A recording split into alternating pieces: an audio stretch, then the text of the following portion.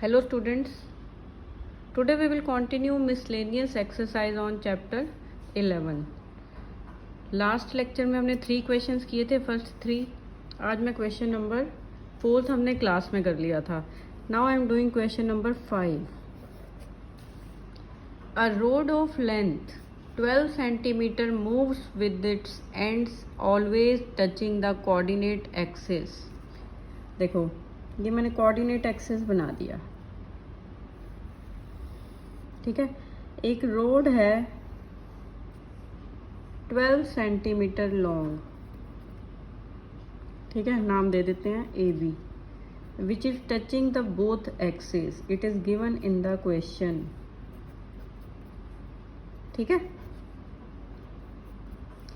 Now what is given?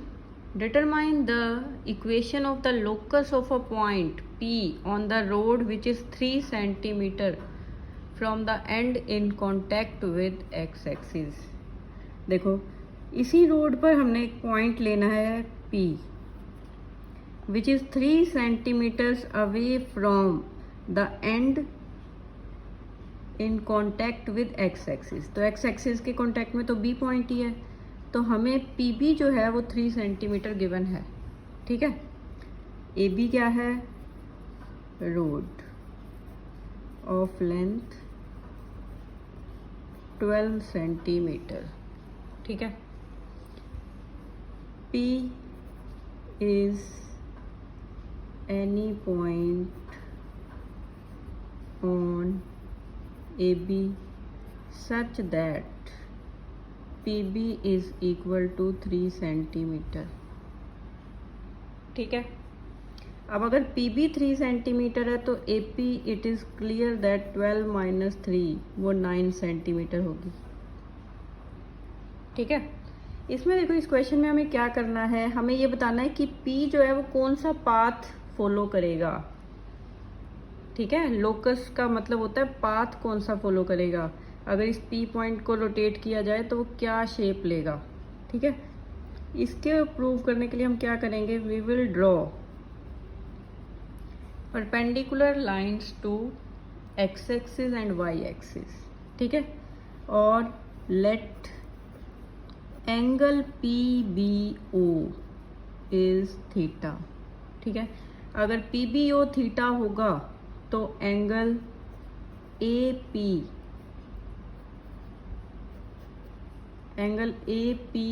भी theta ही होगा कॉरस्पॉन्डिंग एंगल से, ठीक है. तो ये angle theta, this is also theta, ठीक है, ठीक है ना. तो अब हमने देखो क्या करना है इसमें, we will try to find the values of x and y, ठीक है. x अगर P को हमने एक्स वाई माना है तो OM की वैल्यू x होगी और PM की वैल्यू y होगी, ठीक है. वर्टिकल डिस्टेंस y कोऑर्डिनेट बनाती है और हॉरिजॉन्टल डिस्टेंस x कोऑर्डिनेट बनाती है, ठीक है. तो इन ट्रायंगल PMB देखो हमारे पास क्या है, एक तो y है और एक 3 है. तो y क्या है हमारा, ये 90 डिग्री का एंगल, ये 90 डिग्री का एंगल. तो y तो हमारा परपेंडिकुलर हो गया, ठीक है. परपेंडिकुलर और हाइपोटेन्यूज हमें पता है, तो वो किस केस में होता है? साइन थीटा के केस में होता है, ठीक है. P/H, तो y/3 इज साइन थीटा लिख सकते हैं हम, ठीक है. सिमिलरली इन ट्राइंगल PNA, इसमें देखो हमारे पास ये वैल्यू है x, तो x जो है वो हमारा बेस हो गया और ये वैल्यू है 9, तो ये हमारा हाइपोटेन्यूज है. तो बेस अपॉन हाइपोटेन्यूज ये क्या होता है? cos थीटा लिख सकते हैं, ठीक है.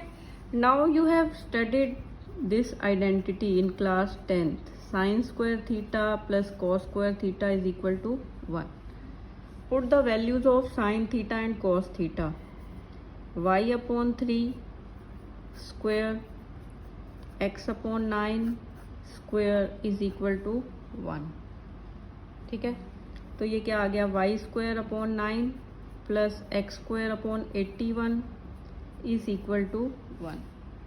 अब इस इक्वेशन को देखते ही तुम्हें पता चल रहा होगा कि ये एक हॉरिजॉन्टल एलिप्स की इक्वेशन है ना। तो इसका मतलब क्या है, the point P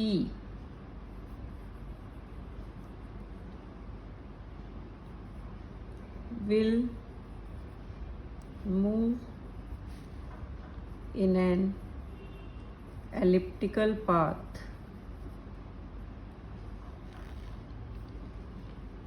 or you can say that locus of point P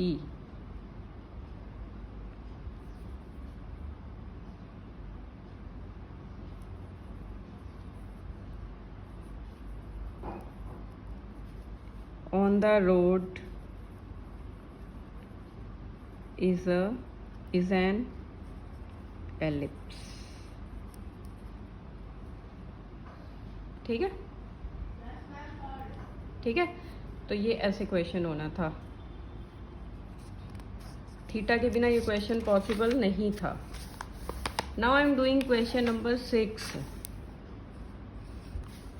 Find the area of triangle formed by the lines joining the vertex of parabola x square is equal to 12y। Simple है, upward parabola होगा।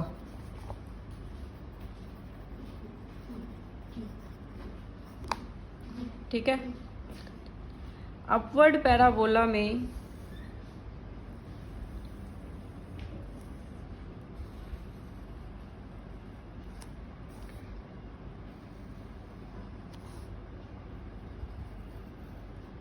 Question में क्या given है हमें, triangle formed by the lines joining the vertex of parabola to the ends of latus rectum.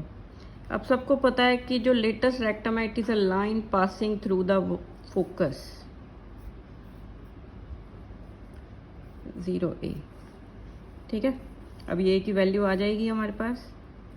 और triangle कैसा बन रहा है, जिसके दोनों एंड्स तो लेटस रेक्टम के एंड्स हैं और तीसरा एंड जो है वो वर्टेक्स ऑफ द पैराबोला है। ठीक है, तो इसे OAB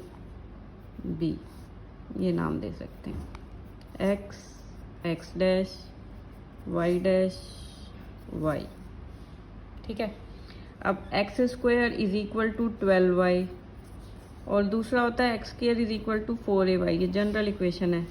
अगर कंपेयर करें तो 4a इज इक्वल टू 12 आ जाएगा और a की वैल्यू क्या आएगी 3। तो फोकस जो है, focus of parabola is S03। ठीक है, अगर देखो ये वैल्यू 3 है तो इसका मतलब ये डिस्टेंस 3 होगी। ठीक है ना, ये 3 हो गई और ये ट्राइंगल की हाइट भी है। क्या ये ट्राइंगल की हाइट भी मानी जाएगी?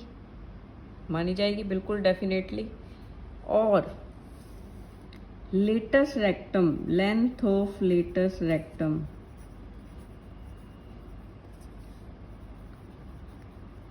वो क्या आएगी 4a। तो 4 × 3 12। ठीक है, अब देखो height of triangle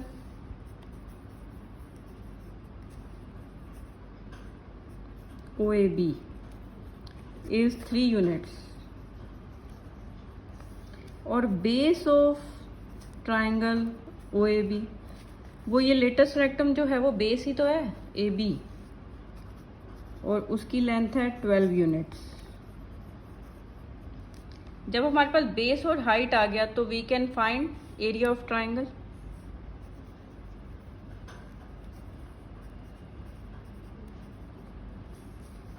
half into base into height, तो हाफ इंटू 12 × 3 ये आ गया 18 स्क्वायर यूनिट्स। ठीक है, इसके आगे हम नेक्स्ट क्लास में ही अपने कंटिन्यू करेंगे। ये ट्रायंगल थोड़ा सा ऐसे हो गया है, जो इसका एंड है वो हमारा ओरिजिन पे ही होगा, वर्टेक्स पे, वर्टेक्स ऑफ पैराबोला। ठीक है, तो ये तुम करेक्टली बना लेना। Okay, tomorrow we will have a doubt clearing session. You can ask your doubts in that class. Thank you.